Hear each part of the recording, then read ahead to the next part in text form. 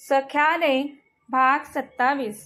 नमस्कार मित्रांनो, चॅनलवर नवीन असाल किंवा पहिल्यांदाच आला असाल तर चॅनलला सबस्क्राइब करा ही विनंती।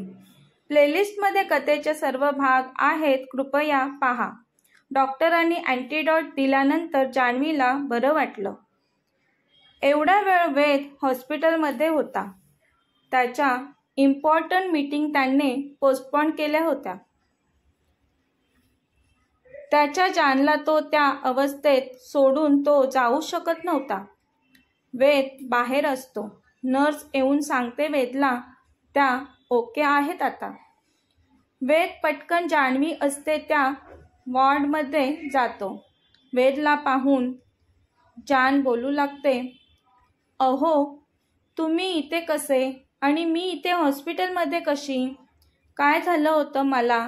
मी तर त्या सागररावासोबत होती। मग मी इथे कशी आली? त्या सागररावाने माझ्यासोबत काही केलं तर नाही ना? वेद शांततेत त्याच्या जानला पाहत असतो। कधीपासून मी इथे आहे? घरी माझी आई काळजी करत असेल। मी दुपारी तिला औषध देण्यासाठी लगेचच जाणार होती परत। मी तर हॉस्पिटलमध्ये आहे। अहो सांगा ना, बोला काहीतरी, मी इथे कशी? वेद बोलतो, जान रिलॅक्स, सांगतो सर्व, तू शांत हो पहिली। त्या सागरने तुला लव ड्रग दिलं होतं। त्याचा इरादा तुझ्याबरोबर दुष्कृत्य करण्याचा होता, पण जान मी असताना तो असं काहीच करू शकणार नाही तुझ्यासोबत। या जन्मात काय, पुढच्या 7 जन्मातही मी तुला काहीच करू देणार नाही। वेद जानचा हात पकडून बोलतो। तो तिच्या हातावर थोपटत बोलतो, तू रिलॅक्स हो, मी आहे ना नेहमी, मी तुझी काळजी घेईन। जान्हवी तर हे ऐकून चाटच पडते। ती मोठ्याने, काय लव ड्रग? इतकी त्याची हिम्मत? माझ्यासोबत असं वागूच कसा शकतो तो? ते ऐकूनच जान्हवीचा थरकाप उडतो। अहो तुम्ही नसता तर काय झालं असतं माझं? माझ्यासोबत त्याने काय केलं असतं त्याची कल्पनाही करवत नाही हो मला। ती रडू लागते आणि वेदला घट्ट मिठी मारते। वेदही तिला प्रेमाने मिठीत घेतो। खूप वेळ दोघे एकमेकांची उबदार मिठी अनुभवत असतात। त्यांच्या विश्वात हरवलेले असतात दोघेही। नंतर बाजी येतो। येऊनच डायरेक्ट बॉस बोलतो। त्या दोघांना तसे पाहून तो लगेच मागे फिरतो। दोघेही भानावर येत एकमेकांपासून वेगळे होतात। वेद बाजीला आवाज देतो आणि व्हॉट हॅपेंड बाजी? वेद बोलतो, बॉस मी जाऊ का? सरपोतदार क्लायंट आलेत ऑफिसमध्ये, त्यांनी मला अर्जंट बोलावलं आहे। वेद बोलतो, ठीक आहे, जा तू। जान वेदला बोलते, अहो मला घरी जायचं आहे, प्लीज मला लवकर घरी सोडा ना। वेद बोलतो, जान असं काय करते? प्लीज का बोलते? तू प्लीज नाही बोलली तरी मी तुला तुझ्या घरी सोडणार आहे जान। जान्हवी बोलते, अहो तुम्ही मला आता घरी सोडाल, पण तुम्ही मला तुमच्या घरी कधी घेऊन जाणार? वेद शांत असतो, काहीच बोलत नाही। मग जान्हवी पुन्हा तिचं बोलणं चालू करते, अहो आपले लग्न झाले आहे, मी बायको आहे तुमची। तुमची आठवण मला क्षणाक्षणाला सतावत असते। तुम्हाला नाही येत का माझी आठवण? तुमच्या आठवणीत मला काहीच सुचत नाही। माझं तुमच्यावर खरंच मनापासून खूप प्रेम आहे। वेद जानचे दोन्ही खांदे पकडून बोलतो, जान आपण लग्न केले त्यात तुझ्या घरच्यांची सहमती नव्हती, त्यामुळे आपल्या नात्यात आपण पुढे नाही जाऊ शकत। मला वाटतं त्यांची सहमती मिळाल्यानंतरच आपण आपल्या भावी वैवाहिक जीवनाची चांगली सुरुवात करू. तुला माझ्यासोबत सुखाने संसार करण्यासाठी तुझ्या आई वडिलांचे आशीर्वाद मिळावेत असं वाटतं मला. ती वेडी भाबडी त्याला विचारते, म्हणजे तुम्ही मला बायको म्हणून अजून ॲक्सेप्ट केलं नाही का हो? आणि रडू लागते. अगं जान, अशी काय करते? लहान मुलीसारखी रडत आहेस बघ आता तू. मी असं काही बोललो का? तुम्ही असं काहीच बोलला नाहीत, म्हणजे तुम्ही मला ती खुश होऊन पुढे बोलणारच असते की वेद, येस, मला पण तू आवडतेस. ते ऐकून जान ईश लाजतच खुशही होते. ती पुन्हा त्याच्या मिठीत शिरते आणि त्याच्या चेहऱ्यावर तिच्या कमळाच्या पाकळ्यांसारख्या नाजूक ओठांनी सर्वत्र हळूवार किस करू लागते. वेदही तिच्या किस करण्याने स्तब्ध होतो. जान मात्र त्याच्यावर वेड्यासारखं प्रेम करू लागलेली. ती त्याला हळूवार किस करत आता त्याच्या मानेकडे येते. तिला वेदच्या मानेवर नखांचे ओरखडे दिसतात. तशी ती किस करायची थांबते. वेदही ती अशी थांबते म्हणून तिच्याकडे प्रश्नार्थक नजरेने पाहतो. काय झाले म्हणून? अहो, हे काय झालं तुम्हाला? कोणी केलं हे? किती ओरबडलं आहे तुम्हाला एखाद्या जंगली मांजरीसारखं? वेद गालात हसतच मुद्दाम बोलतो, कुठे ओरबडला आहे मला? जान, तू पण ना, काही काय बोलते? जान हाताने दाखवत, अहो हे बघा, मी काय खोटं बोलत आहे का? अच्छा, हे, अगं हे तर त्या वाईल्ड कॅटने ओरबडलं मला. तशी ती सुंदर आहे दिसायला, म्हणून मीही तिला ओरबडू दिलं. जानच्या चेहऱ्यावरचे एक्सप्रेशन पाहायला हवे होता तुम्ही सगळे. जान मोठ्याने बोलते, काय? रागानेच बोलते, कोण आहे ती वाईल्ड कॅट? वेद बोलतो, आहे एक. आत्ताच सांगितलं ना तुला, सुंदर आहे ती आणि मला खूप आवडते. तसा जान्हवीचा चेहरा साफच उतरतो. ती वेदपासून दूर जाऊन गाल फुगून उभी राहते आणि मुसमुसत रडू लागते. वेद जाऊन मागून तिच्या पोटाभोवती त्याचे हात घुमतो. जान, काय झाले? रागवलीस का? जान्हवी बोलते, रडतच नाक ओढत, मी रागवली तरी तुम्हाला काय फरक पडणार आहे का? जान, सांग मग, कोणाला फरक पडणार आहे? जान्हवी वेदला हिसका देत, जावा तिकडे तुम्ही, मला नाही बोलायचं तुमच्यासोबत. ती पुन्हा रडू लागते. तसा वेद, ओके ठीक आहे, मी जातो, पण तू रडू नको जान. जान्हवी बोलते, मी तुमची जान नाहीये. मी तुमची जान असती तर तुमच्या मानेवर असे दुसऱ्या कोणाचे ओरखडे दिसले नसते. ओरखडे तर जानचेच ओरबडल्याने झालेले असतात. ओरखडे तर जाननेच ओरबडल्याने झालेले असतात. पण आता तिला काहीच आठवत नसतं. वेद हसतो तशी जान थोडं रागातच बोलते, बघा कसे हसताय तुम्ही माझ्यावर. दुसरी कोणीतरी आहे तुमच्या आयुष्यात म्हणून तुम्ही मला तुमच्या घरी घेऊन जात नाही, हो ना? खरं बोलत आहे ना मी? तसा वेद तिचा बालिशपणा पाहून आणखी तिच्याकडे पाहून गालातच हसतो. आता जानची सटकते. किती जवळ आहे ती तुमच्या, हे तुमच्या मानेवर असलेल्या ओरखड्यावरून लक्षात येतंय माझ्या. मीच वेडी तुमच्यावर प्रेम करायला लागले, पण तुम्ही नाही करत माझ्यावर प्रेम. तुम्ही तर शेवटपर्यंत माझा बदलाच घेत राहिलात. तुम्ही बोललात तसंच तुम्ही वागत आहात. हसून मला त्रास देत आहात. तिचं हे बोलणं मात्र वेदच्या काळजाला लागतं. तसं वेद जान काहीही काय बोलते असं नाहीये. पण आता वेद शांत आहे पाहून जान बोलतच सुटलेली.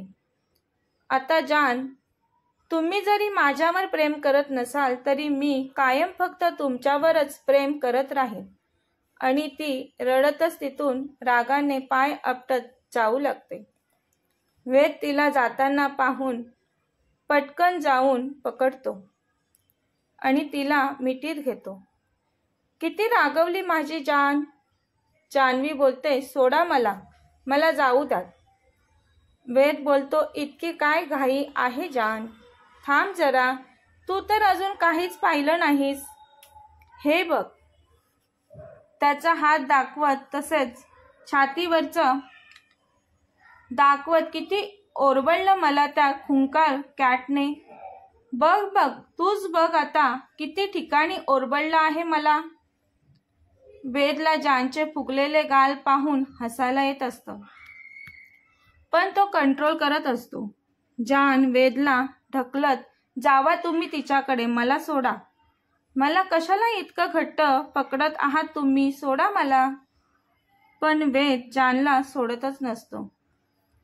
जान्हवी वेदच्या मिठीतून सुटण्यासाठी धडपडत असते, पण वेदने तिच्या भोवती त्याच्या राकट हाताने मारलेल्या मिठीतून सुटण्यास जान असफल होत असते.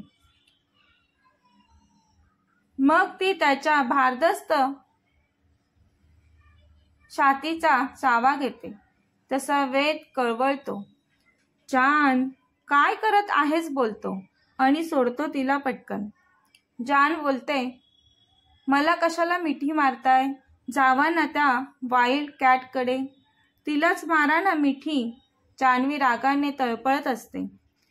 ते ओरखडे पाहिल्यापासून मनात काहीही येऊ लागलं होतं तिच्या. तेही तिचं वेदवर असलेल्या अतोनात प्रेमाचा एक भाग होता. तिला वाटत होतं वेदने एक पत्नी एक वचनी राहावं तिच्यासोबत. म्हणून ती थोडी इन्सिक्युअर झाली होती, जी की खूपच प्रेम करत होती ना वेदवर. आता ती पुढे जातच असते. तसं वेद बोलतो, मी माझ्या वाईल्ड कॅटलाच तर मिठी मारली आता. आणखी कोणत्या वाईल्ड कॅटकडे जायला सांगतेस मला. जावा भरपूर असतील तुमच्या साठी. ती आता जाता जाता अडखळत बोलतच थांबते. तिचे शब्द घशातच अडकतात. ती रागात असते. वेद काय बोलत आहेत ते पहिलं तिला कळत नाही, पण कळते तेव्हा मात्र ती चालायची जागीच थांबते. वेदकडे फिरून, अहो काय बोललात तुम्ही आता. वेद त्याच्या हिरवट डोळ्यांनीच तिच्याकडे एकटक पाहत असतो आणि गालात हसून तिला हलकी स्माईल देतो. अहो तुम्ही पण ना सरळ सरळ पहिलं सांगता येत नाही का. ती परत त्याच्याजवळ धावत येऊन हळुवारपणे त्याच्या छातीवर तिच्या दोन्ही हातांनी मारू लागते. वेद बोलतो, पहिलं सांगितलं असतं तर. जान, या छोट्याशा नाजूक नाकावरचा राग मला कळलाच नसता. मी समजत होतो माझी जान बदलली आहे, तिच्या नाकावरचा राग कमी झाला आहे, पण तसं काहीच नाही जान. जान बोलते, हो येतो मला राग. ज्याच्यावर मी प्रेम करते त्याने मला बोललं तर येतो मला राग. आता ती वेदच्या अंगावरील ओरखड्यांना स्पर्श करून, अहो हे मी केलं.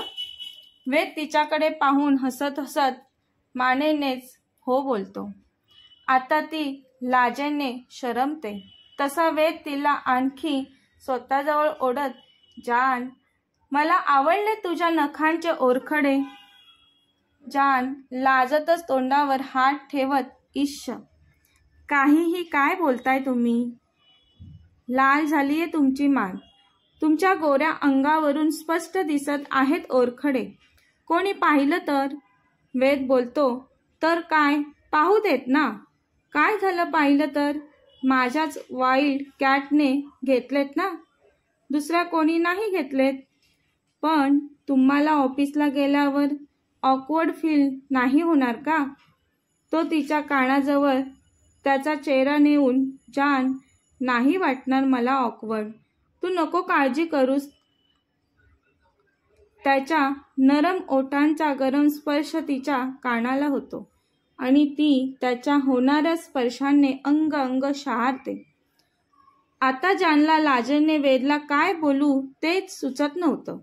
वेदही वेड्यासारखं त्याच्या जानला निहाळत होता. त्यालाही त्याचं तिच्यावर असणाऱ्या प्रेमाची जाणीव होऊ लागलेली. जान्हवी वेदला तसं तिच्याकडे पाहताना पाहून, अहो चला ना, खूप उशीर होत आहे. थांब ना थोडा वेळ, जाऊया थोड्या वेळानंतर. अहो हे हॉस्पिटल आहे, आणखी थोडा वेळ थांबलो तर आपल्याला जावा म्हणून येतील सांगायला. जान, तू टेन्शन नको घेऊस. आतापर्यंत आलं का कोणी? नाही ना? आताही नाही येणार कोणी. थांबूयात ना थोडा वेळ. तशी जान, अहो घरी काळजी करत असतील, चला ना. ती वेदचा हात पकडत ओढतच त्याला घेऊन जात बोलत असते. तो तिला स्वतःजवळ जोरात ओढतो. तशी जान्हवी वेदच्या भारदस्त छातीवर येऊन आपटते. अहो काय करता हे? किती जोरात ओढलं तुम्ही मला. तुला सांगतोय ना, थांब थोडा वेळ, तू ऐकतच नाहीस. तो तिच्या गालावर आलेले तिचे केस मागे करत बोलतो. त्याच्या त्या कृतीतून तो रागवला आहे ते जान्हवीला कळतं. त्यामुळे तीही शांत होते. वेद जानच्या कमरेभोवती त्याचे हात घुमतो. थांब थोडा वेळ, बोलूयात काहीतरी. वेद आता पूर्णपणे त्याच्या जानमध्ये गुंतत चालला होता. तिचा स्पर्श त्याला हवाहवासा वाटत होता.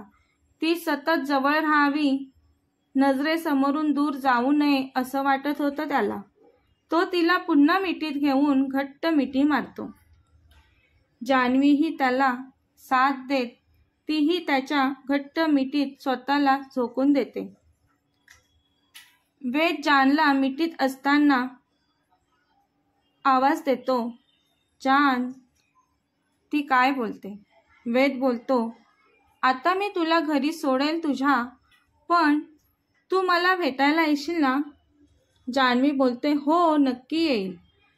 पण कुठे भेटायचं आपण? मला तर तुम्ही आणि तुमचं नावच माहिती आहे, बाकी काहीच माहिती नाही तुमच्याबद्दल. माझ्याकडे फोनही नाही. मी फोन वापरलेला बाबांना आवडत नाही. इट्स ओके जान, मी सांगेन तुला कसं आणि केव्हा मला भेटायचं ते. फक्त तू मी बोलवेन तेव्हा मला भेटायला ये. तो मिठी आणखी घट्ट करत बोलत असतो. त्याला तिला मिठीतून सोडूच वाटत नव्हतं. जानलाही त्याची मिठी हवी हवीशी वाटत होती. तीही शांततेत त्याची उबदार मिठी अनुभवत होती. आता दोघेही काही न बोलता एकमेकांच्या हृदयाची लयबद्ध धडधड ऐकत स्थिर उभे होते. दोघेही एकमेकांच्या मिठीत हरवून गेले होते. दोघांनाही आता एकमेकांना सोडू वाटत नव्हतं. पण तेवढ्यात वेदचा फोन वाजतो आणि दोघेही भानावर येतात. वेद फोनवर काहीतरी बोलून फोन ठेवतो. त्यालाही जावं लागणार होतं आता ऑफिसला. मग तो त्याच्या जानला बोलतो, चल आता आपल्याला जावं लागेल. तीही हो बोलते. वेद जानच्या डोळ्यात बघत तिच्या कपाळावर किस करतो. जान्हवी त्याच्या स्पर्शाने शहारते. त्यानंतर दोघेही जाऊ लागतात. जान्हवीचा भाऊ वरून माधवरावांना कॉल करतो. बाबा, दी घरात नाहीये. कुठे आहे दी?